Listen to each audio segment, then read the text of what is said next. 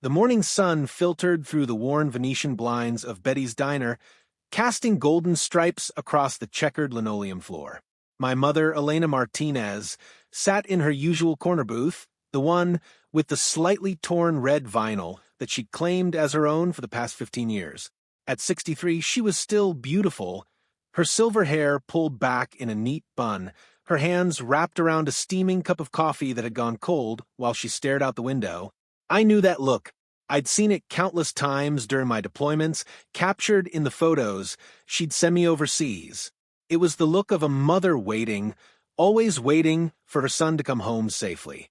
This time, though, I was stateside, just 3 hours away, enjoying a rare weekend leave before my next assignment.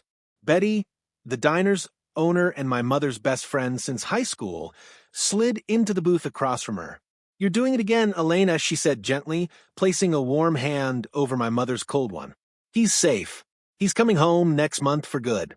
You can stop worrying now." My mother's eyes glistened as she turned to face Betty. 22 years, she whispered, her voice cracking. 22 years of holding my breath every time the phone rang, of checking the news obsessively, of trying not to imagine the worst. I don't know how to stop. She pulled out her phone, scrolling through the last text I'd sent her 3 days ago. "Love you, Mom. See you soon. Making you your favorite, my terrible enchiladas that somehow never turn out like yours." A small smile crossed her lips, but the worry never left her eyes. This was the cost of loving a Navy SEAL, of being the mother who sent her only child off to protect strangers in countries she'd never visit. The pride was immense, but so was the fear. "He gets that stubbornness from you, Betty said, trying to lighten the mood. "Remember when he was 7 and insisted on jumping off the garage roof with a bedsheet parachute?" Elena laughed despite herself, wiping her eyes. "Gave me my first gray hair that day. Should have known then he'd end up jumping out of perfectly good airplanes for a living." The diner was filling up with the Sunday morning crowd, families in their church clothes, elderly couples who'd been coming there for decades, young people nursing hangovers with greasy breakfasts. It was a microcosm of the community my mother loved, the community she'd raised me in after my father died when I was just 2 years old. She'd worked 3 jobs to keep our small house, to make sure I had everything I needed. I joined the Navy partly to serve my country, but also to serve her, to give her a reason to be proud, to show her that all those sacrifices hadn't been in vain. Every medal I earned, every commendation, every successful mission, they were all for her. "Mrs. Martinez." A young waitress named Sarah approached with a fresh pot of coffee. "Your usual Sunday special? Blueberry pancakes with extra butter." "You know me too well, sweetheart," Elena replied warmly, her voice still thick with emotion. This was her sanctuary, this diner. It was where she came to feel close to normalcy, to remember that life was more than waiting and worrying. As Sarah walked away, the bell above the door chimed. A woman in her 50s entered, her blonde hair styled to perfection, wearing a designer pantsuit that screamed money and her expression broadcasting entitlement. She was followed by 2 similarly dressed women, their heels clicking against the floor like the countdown to something terrible. The woman, whom I'd later learn was named Patricia Thornwood, scanned the diner with barely concealed disdain. Her eyes landed on the reserve sign on a table near the window, the one Betty kept for her regulars during the busy Sunday rush. "Excuse me," Patricia said loudly, snapping her fingers at Sarah. "We need that table. Now." Sarah's smile faltered. "I'm sorry, ma'am, but that table is reserved for—" "I don't care who it's reserved for. Do you know who I am? I'm the HOA president of Willowbrook Estates, and I'm not used to being told no. Clear. That table." My mother glanced up, recognition flickering across her face. Willowbrook Estates was the gated community 3 miles away, the one where the houses started at $1 million and the residents looked down on everyone else. We'd grown up on the other side of those gates, in the modest neighborhood where people actually knew their neighbors' names. Betty stood up, her jaw set. "That table's reserved, Patricia. Just like every Sunday. You'll have to wait like everyone else." Patricia's face flushed red. "How dare you speak to me that way? I have half a mind to report this establishment for discrimination. Discrimination? Betty laughed without humor. That's rich, coming from someone whose HOA tried to ban Elena's prayer garden because it lowered property values in the area. My mother tensed. That had been 2 years ago during one of my most dangerous deployments.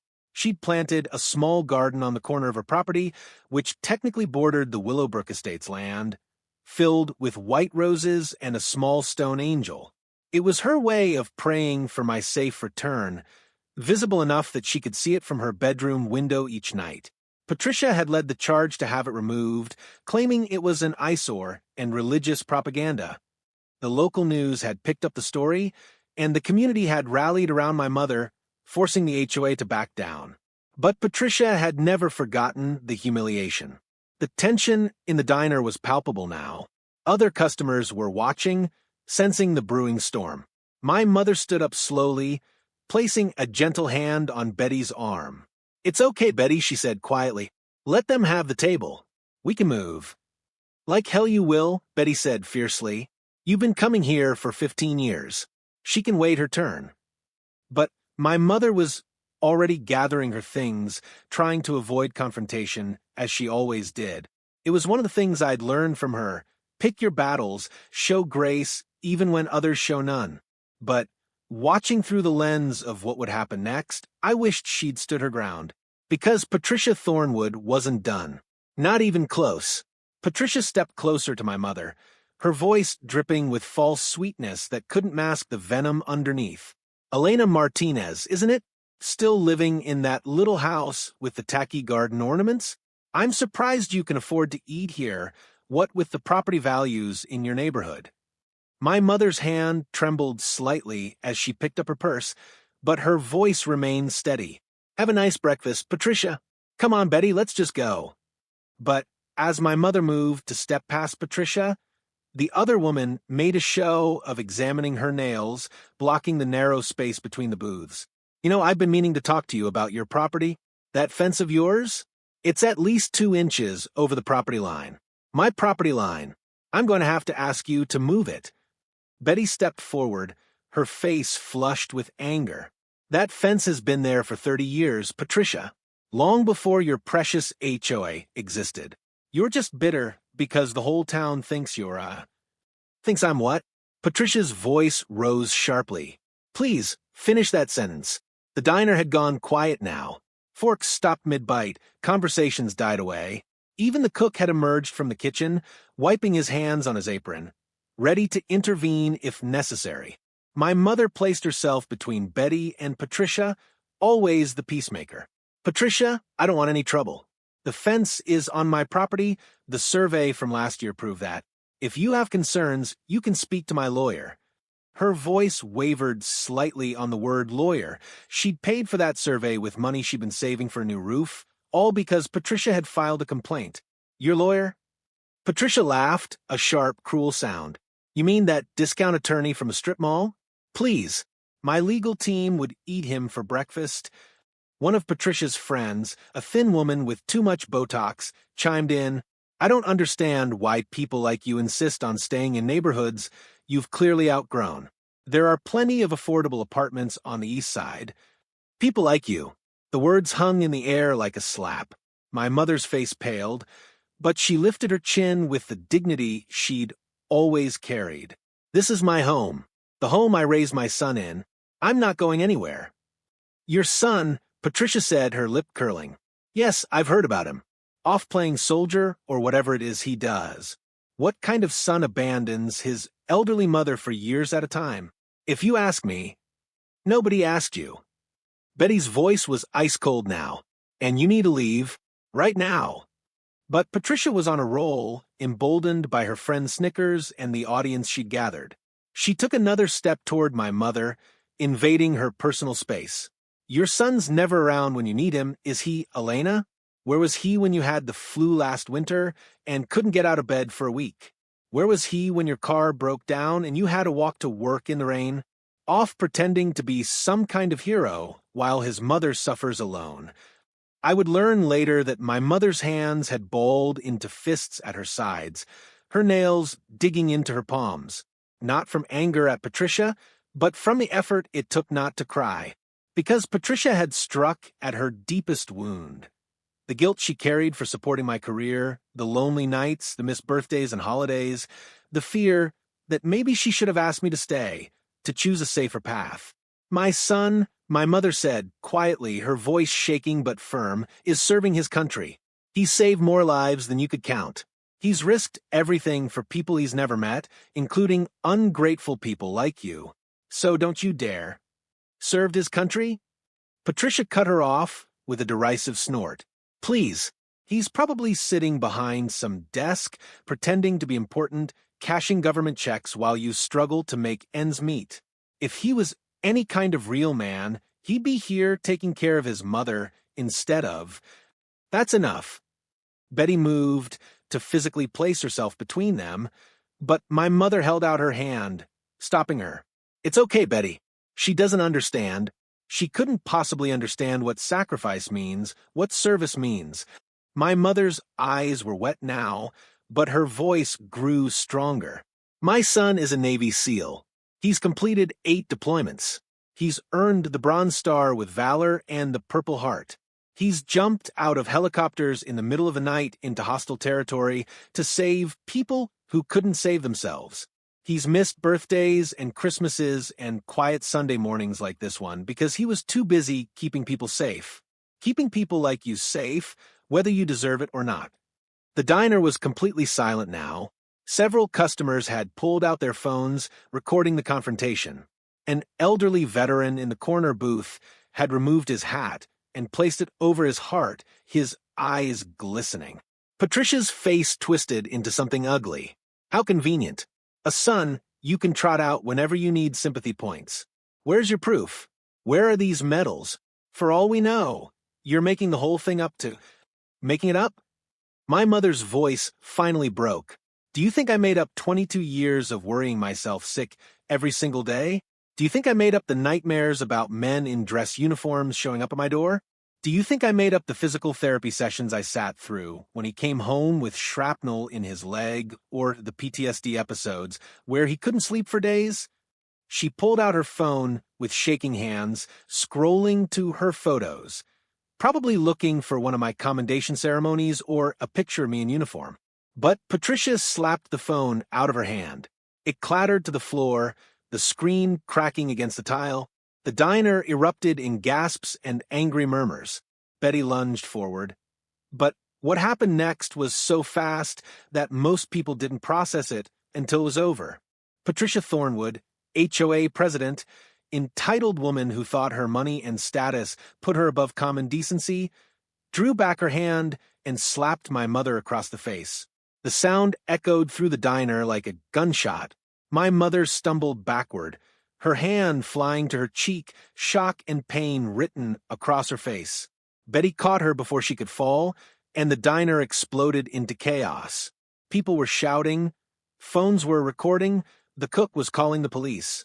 Patricia's friends were tugging at her arms, suddenly realizing that things had gone too far.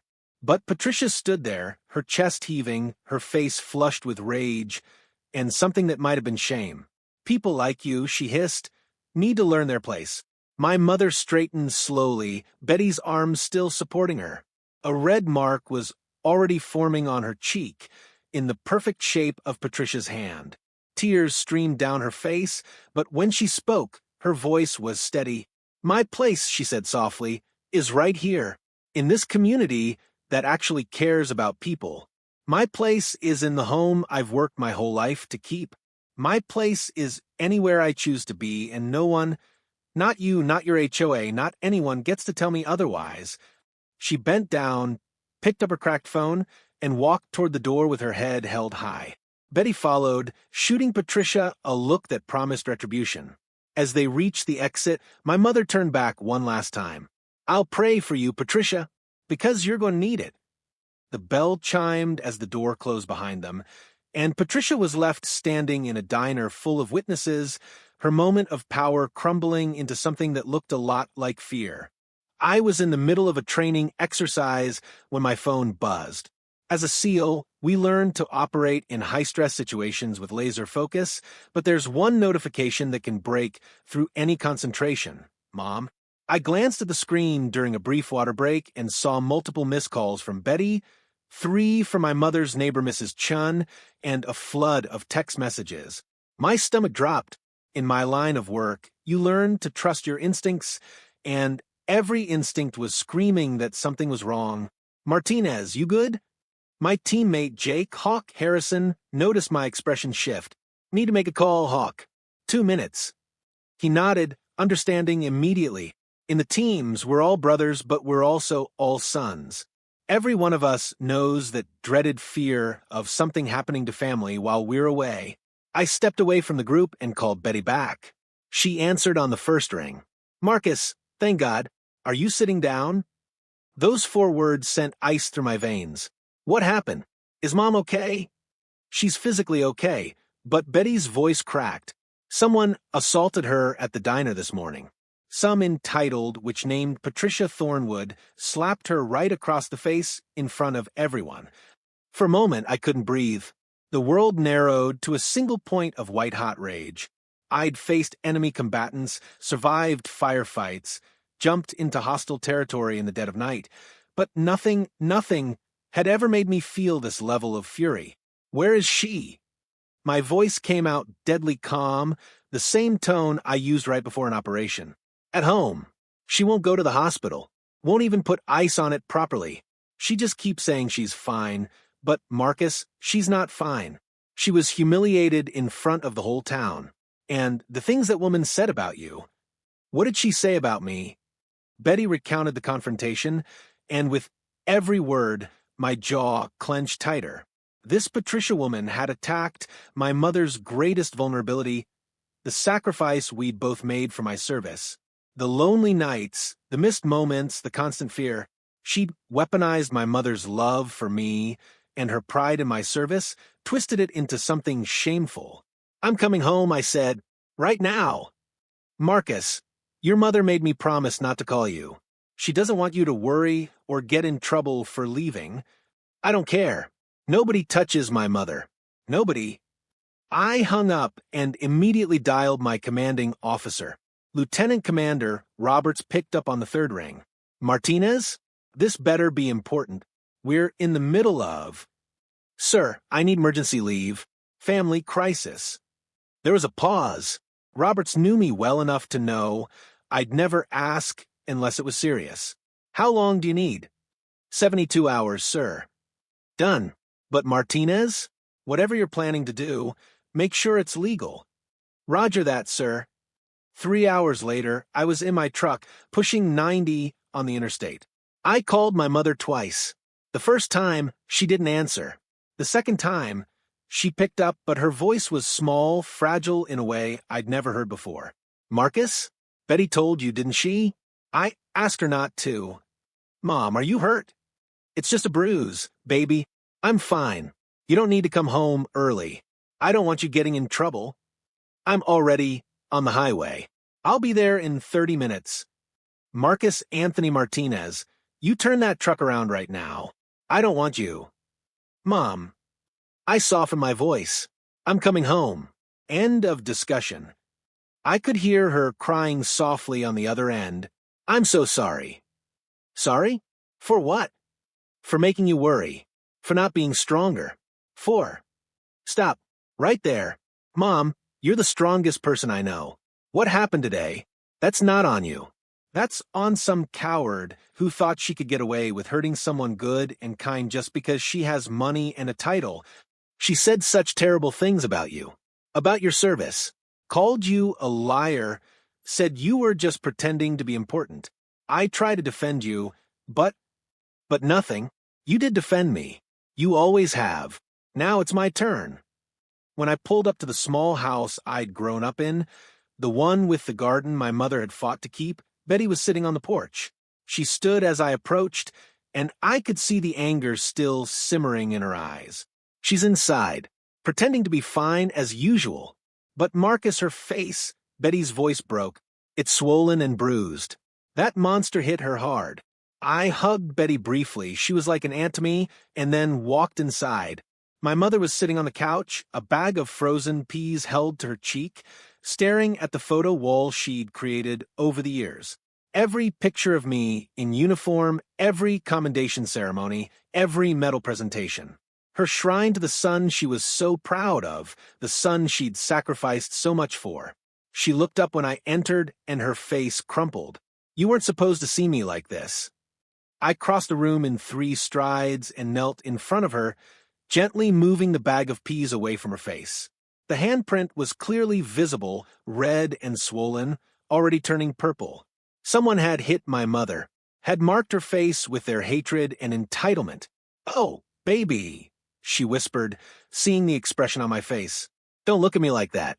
I'm okay, really." I carefully pulled her into my arms, holding her like she was made of glass. "I'm so sorry I wasn't here. This isn't your fault. You were serving your country. You were exactly where you were supposed to be. No, I was supposed to be here, protecting you." She pulled back, cupping my face with her hands the way she used to when I was a child. "You protect the whole world, Marcus. That's your job. This is just one mean woman who's going to face the consequences of her actions. You're damn right she is." My mother's eyes widened. "Marcus, no. I know that look. Whatever you're thinking, I don't want you getting into trouble. The police are handling it. Betty recorded the whole thing. Patricia will be charged with assault." "Good, but that's not enough. What are you planning?" I stood up, pulling out my phone. "I'm planning to make sure everyone knows exactly what kind of person Patricia Thornwood is. And I'm planning to make sure she understands what it means to mess with a Navy SEAL's mother." My mother grabbed my arm. "Marcus, please. She's not worth it. She's just a bully with too much money and not enough sense. The best revenge is to live well and let karma do its work." I looked down at her bruised face, at the woman who'd sacrificed everything for me, who'd never asked for anything in return except that I stay safe and be happy. The woman who'd worked 3 jobs to give me opportunities, who'd driven me to every practice and competition, who'd wept with pride at my boot camp graduation, who'd aged a decade with every deployment. "Mom, you've spent my entire life teaching me to stand up for what's right, to protect those who can't protect themselves, to never let bullies win.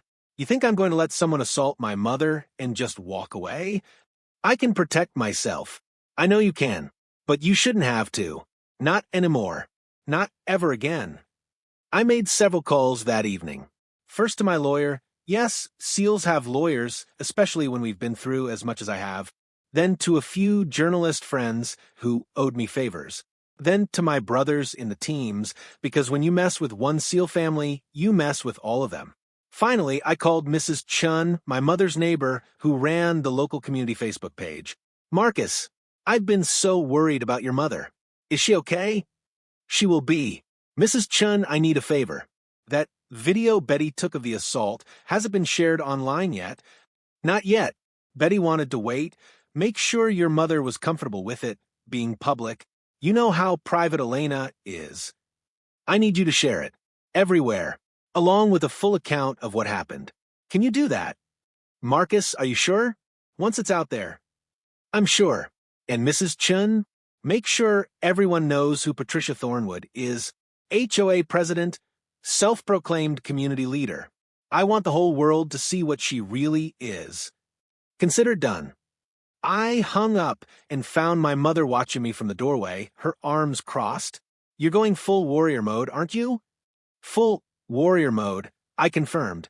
She sighed, but couldn't quite hide her small smile. "Just don't do anything that'll land you in jail. I can't bail you out. I spent my savings on that property survey." I pulled her into another hug. "No jail. I promise. But justice? That's happening. One way or another." By the next morning, Patricia Thornwood's life was unraveling faster than she could process. I'd spent half the night coordinating what my team calls a strategic information operation. Except this time, the target wasn't an enemy combatant, it was truth itself. Mrs. Chun had posted the video at 11 p.m. By 7 a.m., it had been shared over 50,000 times across multiple platforms. Local news stations picked it up. Then regional. By noon, it was trending nationally. HOA, Karen assaults Navy SEAL's mother, became the headline that would follow Patricia Thornwood for the rest of her life. But the video was just the beginning. I'd contacted 3 of my brothers from SEAL Team 5, guys who'd been with me through some of the hairiest operations of our careers, guys who understood that family is everything. Within hours, they'd flown in from different parts of the country, because that's what you do. When one of your brothers needs you, you show up. So what's the plan? Jake Hawk, Harrison asked, sitting at my mother's kitchen table with the others. Tommy Doc Rivera and Chris Moose McDonald. The 3 of them made the small kitchen feel even smaller with their presence. We do this the right way, I said. Legal. Above board. But thorough. Doc raised an eyebrow. Define thorough. I pulled out a folder I'd been compiling since last night.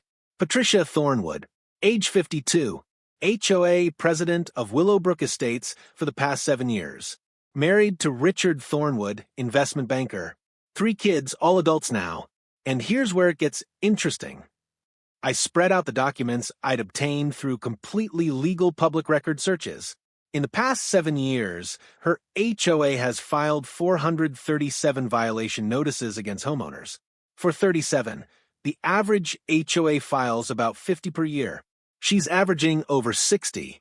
And here's the pattern. The violations are almost exclusively against families who don't fit her demographic. Minorities, single parents, elderly people on fixed incomes. Moose whistled low. That's not just being strict. That's targeted harassment. Gets better, or worse, depending on your perspective. I've been in contact with 17 homeowners who filed complaints against her. They're willing to go on record. Stories of harassment, discrimination, selective enforcement of rules. One family, the Johnsons, interracial couple, was cited 23 times in 1 year for violations that their white neighbors were never cited for. Same infractions, but only they got the fines. That's a civil rights lawsuit waiting to happen, Doc said, already in motion. I've connected them with a nonprofit legal organization that specializes in HOA discrimination cases. They're very interested. My mother appeared in the doorway, still in her bathrobe, the bruise on her face now a spectacular purple and yellow. Marcus, what are you boys plotting in here? All 4 of us stood immediately Navy training. My mother waved us back down, but I could see the emotion in her eyes at the automatic respect. We're not plotting, Mom. We're planning. That's the same thing when you use that tone. She moved to the coffee maker, pouring herself a cup. I got 17 phone calls this morning from reporters. 17. They all want interviews. One of them offered me money to appear on some morning show. What did you say? I said no, obviously. I don't want this kind of attention. I just want to live my life in peace. Hawk leaned forward. Ma'am, with all due respect, that ship has sailed. The video has over 2 million views now. People are angry. They're calling for Patricia Thornwood to be arrested, fired from her HOA position, boycotted the works. My mother sat down heavily. This is getting out of control. No, I said gently. This is accountability. For years, Patricia Thornwood has been terrorizing people, using her position to bully and harass anyone she deemed lesser than. The only reason she got away with it was because her victims couldn't fight back. They didn't have resources or voices loud enough to be heard. But now everyone's listening. She looked at me with those eyes that could still make me feel like a kid who'd tracked mud through the house. And what exactly are you planning to do with all this attention? I'm planning to speak at the town council meeting tomorrow night. Marcus, Mom, Patricia didn't just assault you. She insulted my service. She insulted every service member who's ever sacrificed for this country. She called me a liar, said I was pretending to be important, questioned whether my medals were even real, and she did it while hitting my mother. I felt my jaw clench. I'm not going to respond with violence. I'm not going to stoop to her level. But I am going to stand in front of that community and tell them exactly who Patricia Thornwood is and exactly what kind of people we should be electing to positions of authority. Doc nodded approvingly. Public speaking. The seal way of warfare. She's already trying to control the narrative, Moose added, pulling out his phone. Posted a statement on the HOA website this morning. Says the video is taken out of context and that she was defending herself from aggressive behavior. Claims your mom threatened her first. My mother gasped. That's a lie. I never. We know, ma'am, Hawk said softly. And so does everyone who watched the video. She's panicking. People who are used to having power don't handle it well when that power is suddenly challenged. I had already drafted my statement for the town council meeting. 17 minutes of carefully chosen words that would dismantle Patricia Thornwood's credibility without ever raising my voice. I'd run ops with less planning than I was putting into the speech. That afternoon, more dominoes fell. The Willowbrook Estates HOA board called an emergency meeting. 3 of the 7 board members resigned immediately, unwilling to be associated with Patricia's actions. A petition started circulating demanding her removal as president. It gathered 500 signatures in 6 hours. Richard Thornwood, Patricia's husband, issued a public statement through his company's PR team. It was carefully worded to condemn violence while not directly condemning his wife, the kind of corporate doublespeak that said everything by saying nothing. But the subtext was clear. He was distancing himself. Local businesses started making their positions known. Betty's Diner saw a surge in customers, people showing up to show support. A customer appreciation fund was started for my mother. She tried to refuse it, but Betty set it up anyway. It raised $15,000 in 24 hours. Meanwhile, 3 businesses announced they would no longer serve Patricia Thornwood. The salon where she got her weekly hair appointments. The boutique where she bought her designer clothes. The country club where she played tennis every Thursday. One by one, the social infrastructure that had supported her privilege began crumbling. This is what we call asymmetric warfare. I explained to my mother that evening. You don't fight power with power. You fight it with truth, with community, with consequences. Patricia built her influence on the idea that she was untouchable. We're proving she's not. My mother was quiet for a long moment, staring at the garden outside her window, the one she'd fought so hard to keep. You know what the worst part is? Part of me feels sorry for her. Mom. I know. She doesn't deserve sympathy. But Marcus, she's about to lose everything. Her reputation, her position, maybe even her marriage. Her children are probably ashamed of her. And yes, she brought it on herself. But it's still sad to watch someone's life implode, even when they're the architect of their own destruction. This was my mother, the woman who'd been assaulted, humiliated in public, and yet still had room in her heart for compassion. It was the quality I admired most about her, and the one that sometimes frustrated me most. Your capacity for forgiveness is bigger than mine, I said. It's not forgiveness. Not yet. Maybe never. But it's recognition that hurt people. Patricia must have been hurting for a long time to carry around that much anger and cruelty. Doc, who'd been listening quietly, spoke up. Mrs. Martinez, you're a better person than most. But you know what? The world doesn't need more people who absorb cruelty and respond with grace. Sometimes it needs people who stand up and say, this ends here. That's what your son is doing. That's what we're all doing. That night, I couldn't sleep. I kept replaying the moment in the video where Patricia's hand connected with my mother's face. Kept seeing the shock and pain in her eyes. I'd been in firefights that hadn't made my blood boil like this. Around 2 a.m., I heard movement in the kitchen. I found my mother making tea, unable to sleep either. You know, I was thinking about, she said as I sat down beside her. I was thinking about when you were 8 years old and got into that fight at school. Remember? I did. A bigger kid had been bullying a smaller one and I'd stepped in. Got a black eye for my trouble. You told me that seeing someone hurt, someone weaker, made you so angry you could not act. I was proud of you that day, even though I had to pretend to be disappointed about the fighting. And I'm proud of you now. You've spent your whole adult life stepping in when someone's hurting someone weaker. This is no different. It feels different when it's you. I imagine it does. But baby, I need you to promise me something. Anything. Promise me that whatever you do, whatever you say, you do it with the same honor and integrity you've always shown. Don't let anger make you into something you're not. You can be strong without being cruel. You can pursue justice without seeking revenge. Can you promise me that? I took her hand, careful of the bruise that was still visible on her arm where she'd been grabbed. I promise, Mom. I'm not going to sink to her level. But I am going to make sure that what happened to you never happens to anyone else. She nodded, satisfied. That's my son. My hero. I'm not a hero, Mom. I just do my job. No, baby. Heroes are people who stand up when it would be easier to walk away, who protect others even when there's a cost, who choose what's right over what's easy. That's you. That's always been you. We sat in the quiet kitchen, drinking tea, two people who'd sacrificed so much for each other, preparing for the battle ahead. Tomorrow night's town council meeting would be the culmination of everything that had happened. And I was ready. The Millbrook Community Center could hold 300 people.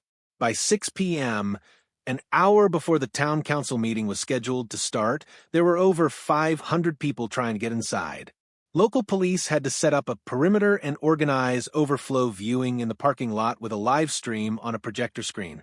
I sat in the front row with my mother on one side and my 3 Seal brothers on the other. My mother had insisted on coming, despite my protests. She'd even dressed up a simple navy dress with a pearl necklace I'd bought her with my first deployment bonus. The bruise on her face was still visible despite the makeup Betty had carefully applied, and I was glad. Let them all see what Patricia Thornwood had done. Patricia herself sat on the opposite side of the room with her lawyer, a sharp-suited man who looked like he billed $500 an hour.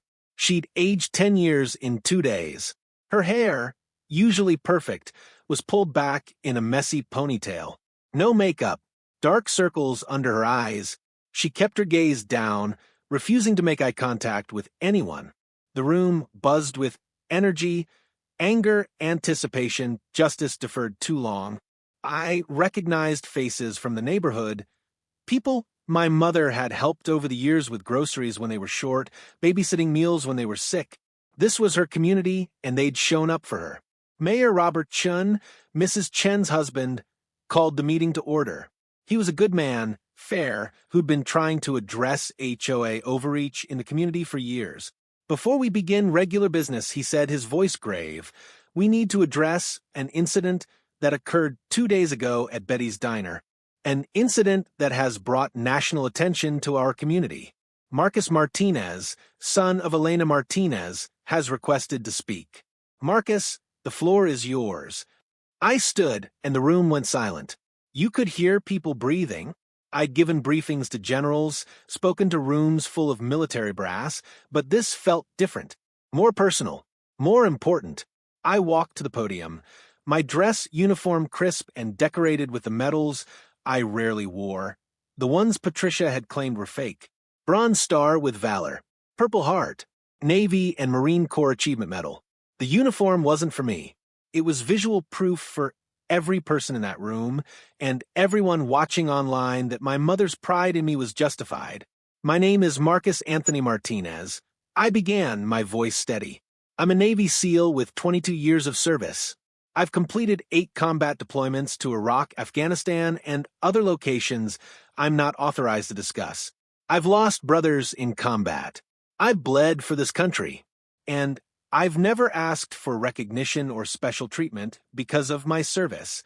I paused, letting that sink in. But 2 days ago, something happened that I cannot and will not ignore. My mother, Elena Martinez, was physically assaulted in a public establishment by Patricia Thornwood, who happens to be the HOA president of Willowbrook Estates. You've all seen the video. You know what happened. But what you don't know is the context, the pattern of behavior that led to that moment. I pulled out the folder I'd prepared. For the past 7 years, Patricia Thornwood has used her position as HOA president to systematically harass, intimidate, and discriminate against residents who don't meet her standards of acceptability. I have documented 437 violation notices filed during her tenure, 8 times the average for comparable communities. I have statements from 17 families detailing discrimination, selective enforcement, and harassment. I looked directly at Patricia for the first time. She wouldn't meet my eyes. The Johnson family, African American, 2 young children, cited 23 times in 1 year for violations their white neighbors committed without penalty. The Rodriguez family, cited for excessive garden decorations that consisted of a small statue of the Virgin Mary. The Chin family, cited for cooking smells that were deemed offensive to community standards. And my mother, cited for a prayer garden that she maintained during my deployments because it was the only thing that gave her comfort when she didn't know if her son was alive or dead. My voice cracked slightly on that last part. I took a breath, steadied myself. But this isn't just about HOA violations or petty tyranny. This is about what happens when we give power to people who see themselves as inherently superior to others. Patricia Thornwood didn't just hit my mother because of a dispute over a table at a diner. She hit her because my mother dared to defend me, dared to take pride in my service, dared to exist in a space that Patricia felt should be reserved for people like her. A murmur ran through the crowd. Several people were openly crying. My mother raised me alone after my father died. She worked 3 jobs to keep a roof over our heads. She went without, so I could have what I needed. She supported my decision to join the military, even though it terrified her. For 22 years, she's gone to sleep every night, not knowing if she'd wake up to a phone call or a knock on the door telling her I was dead. And through all of it, she's maintained her grace, her kindness, her compassion for others. I turned back to face the room. And then someone like Patricia Thornwood, someone who's never sacrificed anything for anyone, who's never known hardship or fear or real struggle, has the audacity to mock that sacrifice, to question my service, to physically assault my mother for the crime of being proud of her son. My voice rose now, not to a shout, but to something harder, more controlled. I've faced enemy combatants who showed more honor than what I saw in that video. I've worked alongside soldiers from countries we were technically at war with who understood respect and human dignity better than what Patricia Thornwood displayed. And I'm here to tell you that this cannot stand. I pulled out another document. I'm formally requesting that the town council launch an investigation into HOA practices in Willowbrook Estates and any other communities where systematic discrimination may be occurring. I'm requesting that Patricia Thornwood be removed from her position immediately, and I'm putting every HOA president in this county on notice. If you're using your position to bully, harass, or discriminate against residents, your days are numbered. The room erupted in applause. People were standing, cheering. I saw my mother wiping tears from her eyes. My brothers were on their feet, military discipline barely containing their approval. Mayor Chun had to use his gavel to restore order. Thank you, Marcus. Is there anyone else who wishes to speak? 15 people stood up. One by one, they came to the microphone and told their stories. The single mother, who was cited for having laundry hanging on her porch because she couldn't afford a dryer. The elderly veteran who was fined for his grass being a half-inch too long when he was in the hospital. The immigrant family cited for speaking Spanish too loudly in their own backyard. Each story was a testament to Patricia's cruelty, her systematic abuse of power. And through it all, she sat there, shrinking smaller with each testimony, her lawyer whispering frantically in her ear. Finally, Mayor Chin turned to Patricia. Ms. Thornwood, you have the right to respond to these allegations. Her lawyer stood up. My client exercises her right to remain silent on advice of counsel due to pending criminal charges. Coward, someone shouted from a back. Mayor Chin gavelled again. Order. Ms. Thornwood, you may not wish to address the assault charge, but what about these allegations of discrimination and harassment in your HOA? Patricia's lawyer started to speak, but Patricia put a hand on his arm. She stood, slowly, and for the first time all evening, she looked directly at my mother. Her voice cracked. She cleared her throat. I don't expect forgiveness. I don't deserve it. Mrs. Martinez, What I did was unforgivable. And, Marcus, you're right. About all of it. I have been cruel. I have abused my position. I have treated people as lesser than because I thought my money and status made me better. The room was dead silent now. I don't know when I became this person. This angry, bitter person who takes out her own unhappiness on others. Maybe it was always in me, waiting for the right position of power to come out. I don't know. But I do know that I'm looking at video of myself hitting a woman who's done nothing but live her life with dignity and grace, and I don't recognize myself. I'm ashamed of what I've done, of who I've become. She turned to face the room. I'm resigning as HOA president, effective immediately. I'm also selling my house in Willowbrook Estates and moving out of the community, not because I'm being forced to, but because I need to remove myself from a position where I can hurt people.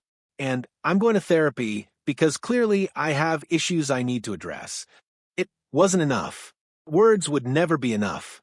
But it was something, an acknowledgement, an acceptance of responsibility. Patricia's lawyer looked like he wanted to strangle her. Admissions like that made his job much harder. But I respected her more for the admission than I would have for a lawyer-crafted non-apology. Mrs. Martinez, Patricia said, her voice barely above a whisper, I know you have no reason to accept this, but I'm sorry. Truly, deeply sorry. What I did was assault. It was hate, and you deserved none of it. My mother stood. Every eye in the room turned to her. She walked slowly to where Patricia stood, and for a moment, I thought she might do something dramatic. Instead, she simply said, I hope you find peace, Patricia. Real peace. The kind that comes from genuine change, not just damage control. Then she turned and walked back to her seat, leaving Patricia standing there, tears streaming down her face. The town council voted unanimously to launch a comprehensive investigation into HOA practices. They also passed an emergency ordinance requiring HOA boards to undergo training in fair housing laws and establishing an oversight committee for complaints. It wasn't everything. Justice rarely is. But it was progress. As we left the community center, people lined up to hug my mother, to thank me for my service, to tell their own stories of dealing with HOA tyranny. The local news interviewed us on the steps. How do you feel about Patricia Thornwood's apology? A reporter asked my mother. My mother thought for a moment. I feel like everyone deserves a chance to change, to be better. Whether she actually changes remains to be seen. But I hope she does. Not for me, but for her. And you, Marcus? Are you satisfied with tonight's outcome? Satisfied? No. My mother was assaulted. An apology and a resignation don't erase that. But do I think this community is better positioned to prevent future abuses of power? Yes, and that's what matters.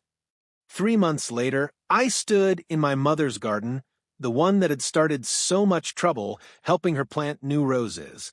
It was a Saturday morning, the kind of quiet, perfect morning that made you forget the world could be cruel. The bruise on her face had long since faded. The physical pain was gone. But some wounds take longer to heal. Marcus, you're planting that too deep, my mother said, gently correcting my technique. Even after all my training, all my skills, I still couldn't plant roses like my mother. Yes, ma'am, I said, adjusting the depth. You know, they teach us how to survive in any environment, how to adapt and overcome, but somehow Navy SEAL training didn't cover rose gardens. She laughed, that wonderful sound I'd missed during so many deployments. That's because rose gardens require patience and tenderness, 2 things the Navy doesn't prioritize. Hey, I can be tender. You can be tender with explosives and tactical operations. Flowers require a different kind of gentle. We worked in comfortable silence for a while. Mrs. Chen's cat, Chairman Meow, wandered over to supervise our work, judging us with typical feline disdain. Did you hear about Patricia? My mother asked casually, though I knew the question wasn't casual at all. That she completed an anger management program? Yeah, Betty told me. Did she also tell you that Patricia's been volunteering at the homeless shelter? 3 days a week. Has been for 2 months now. I sat back on my heels, surprised. No, she didn't mention that. And she's been attending a support group for people who've been abusive, trying to understand why she became that way. That's good, I guess. Do you believe it's genuine? My mother was quiet for a moment, patting soil around a new rose bush. I think hurt people, like I said before. And I think sometimes when you hit rock bottom, you have two choices: stay there or climb out.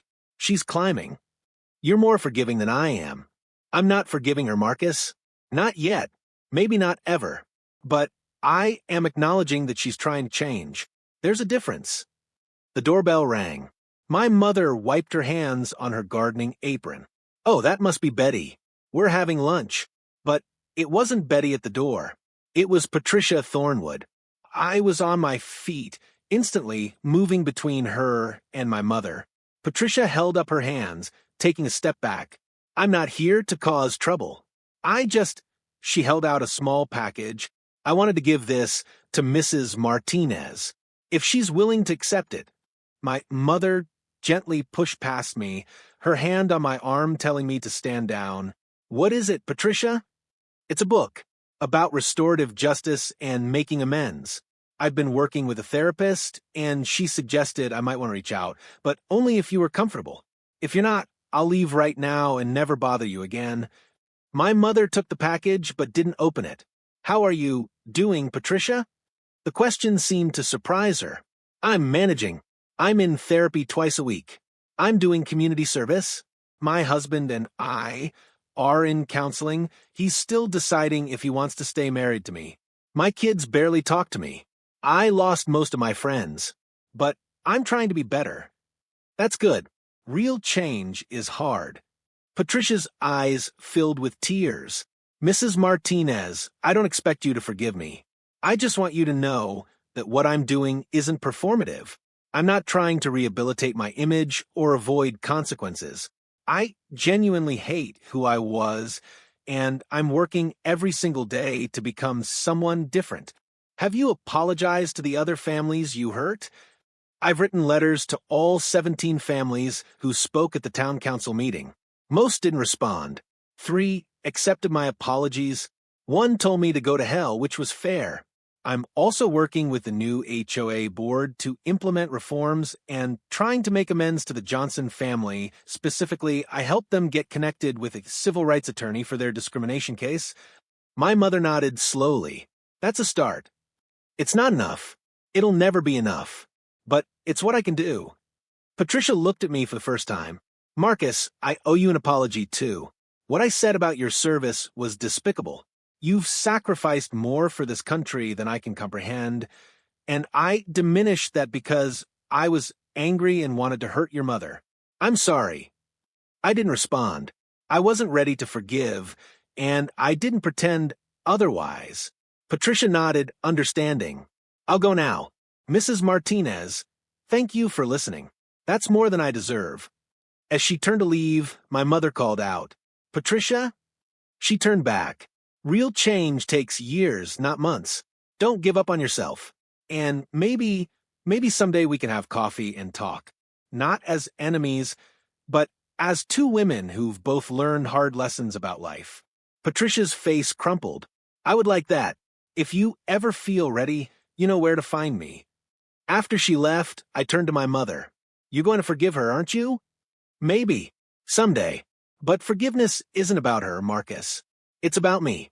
It's about not carrying around anger and hatred that poisons my own peace. She assaulted you, Mom. I know, and I'll never forget that. But I also know that holding on to rage only hurts me. She did something terrible.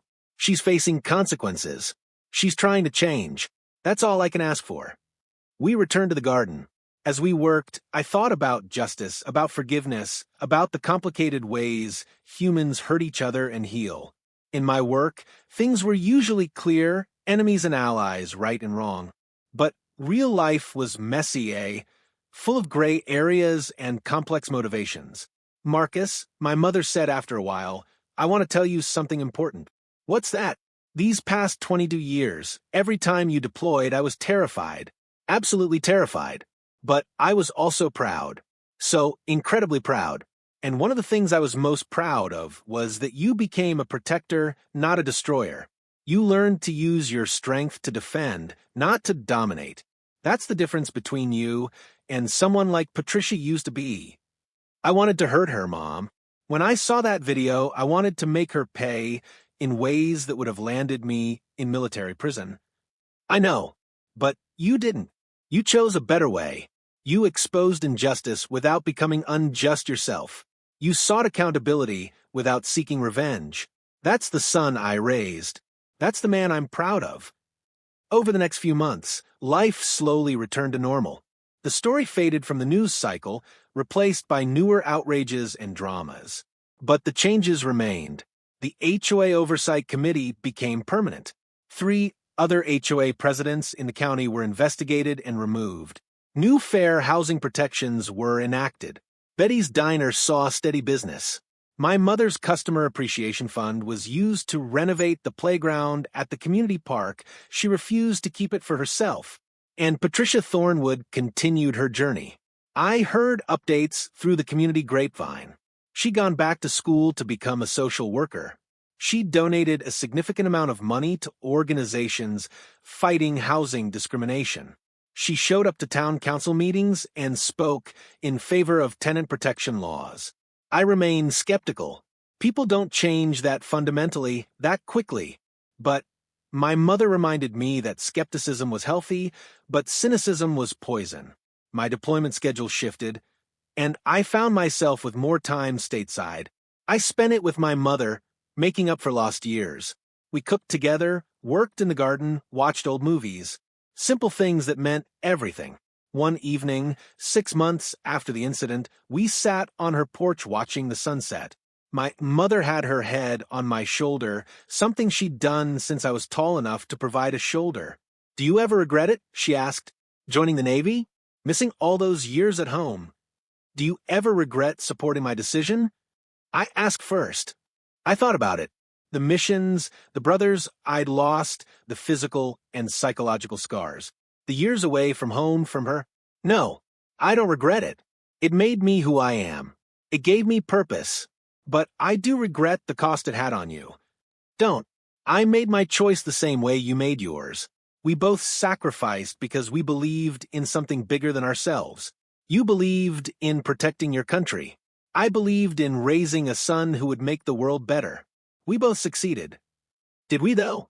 The world's still full of people like Patricia. Still full of injustice and cruelty. Yes, but it's also full of people who stand up to that injustice. Full of communities that come together to protect each other. Full of sons who drop everything to defend their mothers, and mothers who raise those sons to be defenders of those who can't defend themselves. She was right, of course. She usually was. A year after the incident, the town held a community appreciation dinner. My mother was honored for her years of service to the neighborhood. The meals delivered, the children babysat, the comfort offered during hard times. She tried to decline the recognition, but Betty had organized it anyway. Patricia Thornwood was there, sitting in the back. She didn't approach us, didn't try to force interaction. She simply sat and listened as person after person spoke about my mother's kindness, her generosity, her strength. When the speeches were done and people were mingling, Patricia approached, but only to deliver a card. She handed it to my mother and left immediately. Later, when we got home, my mother opened it. Inside was a simple message: "Thank you for showing me what real strength looks like." P. "She's trying," my mother said softly. "Yes, she is." Does that change how you feel about what she did? No, but maybe it changes how I feel about who she's becoming. My mother smiled. "That's growth, Marcus, for both of you." As I prepared to ship out for what would be my final deployment, I was retiring after this one, ready to spend more time with my mother in her later years. I thought about the strange journey that had brought us here. An act of violence in a diner had exposed deeper wounds in the community, wounds that needed to be addressed. Sometimes it takes a crisis to force change. The night before I left, my mother and I sat in her garden one last time. The roses were blooming, beautiful and resilient, much like her. "I'm proud of you, Mom," I said, "for everything. For raising me alone. For supporting my career, even though it scared you. for standing up to Patricia that day even though she tried to break you, for showing grace when others would have chosen bitterness. I'm proud of you too, baby, for being the kind of man who protects others, for choosing justice over revenge, for understanding that real strength is about when and how you use your power, not just that you have it. I learned that from you. We learned it together. She leaned against my shoulder as we watched the stars come out, a mother and son who'd both sacrificed so much, both gained so much, both understood that love and duty weren't opposing forces but complementary ones. Marcus, she said as the night grew deeper. Yeah, Mom.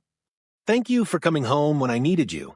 But more than that, thank you for being the kind of person who would drop everything for someone else. That's the real measure of a hero, not the medals or the missions, but the choice to show up when it matters most. I'll always show up for you, Mom. Always. And I meant it. Because that's what family does. That's what honor demands. That's what love requires. The incident with Patricia Thornwood had been a test of character, of community, of our capacity for both justice and grace. We'd passed that test, not perfectly but honorably. And, in the end, that was all anyone could ask. As I left for my final deployment the next morning, I looked back at my mother standing in her doorway, hand raised in farewell, tears streaming down her face, but smiling nonetheless. The same woman who'd sent me off so many times before, whose strength had anchored me through every storm. Behind her, I could see the garden, the roses blooming despite everything. A testament to resilience, to the power of care and attention, to the truth that beautiful things can grow even in places marked by conflict. And I thought about Patricia Thornwood, working her shifts at the homeless shelter, attending her therapy sessions, trying to become someone worthy of forgiveness she might never receive. There was a kind of courage in that, too, the courage to face what you've done and work to become better, even without guarantee of redemption. Life is complicated. People are complicated. Justice is necessary but insufficient. Grace without accountability enables harm, but accountability without the possibility of redemption destroys hope. My mother understood these truths in ways my SEAL training never taught me. She'd shown me that real strength isn't about dominating others or refusing to bend. It's about knowing when to stand firm and when to offer a hand up. It's about protecting the vulnerable while believing people can change. It's about holding people accountable while holding space for their growth. As the plane lifted off, carrying me toward my last mission, I thought about the mission I'd been on my whole life, the one my mother had set me on from the moment she first held me. Not just to be strong, but to be good. Not just to fight, but to protect. Not just to win, but to make sure the victory meant something. And in the end, wasn't that what we'd done? We'd stood up to injustice. We'd protected the vulnerable. We'd demanded accountability. But we'd also left room for redemption, for change, for the possibility that even people who do terrible things might become better. That was my mother's gift to me, and my gift back to her. The understanding that being a warrior doesn't mean being hard. It means being strong enough to be gentle, powerful enough to be kind, and brave enough to believe in second chances while still demanding first consequences. The plane banked, and I caught a last glimpse of my hometown, my mother's house, the diner where everything had started, a community that had come together, that had demanded better, that had shown both justice and mercy. I was proud to be from there, proud to be her son, proud to serve a country that, for all its flaws, still believed in the possibility of being better than we were yesterday. And as I settled in for the long flight, I smiled, thinking of roses blooming in a small garden, tended by the strongest person I'd ever known, my mother, Elena Martinez. The woman who taught me that the greatest battles aren't always fought with weapons, but with principles, that the hardest victories aren't over enemies, but over our own worst instincts, that real heroism isn't about never being afraid, but about choosing courage anyway. That's the story. Not just of the day someone assaulted my mother and faced the consequences, but of everything that led to that moment and everything that came after. A story about justice and grace, accountability and redemption, strength and gentleness existing in the same hearts. My mother's story, my story, our story, and maybe, just maybe, Patricia Thornwood's story too, of a woman who fell so low she had nowhere to go but up and chose to climb rather than stay in the pit she dug for herself. Because in the end, that's what being human is about.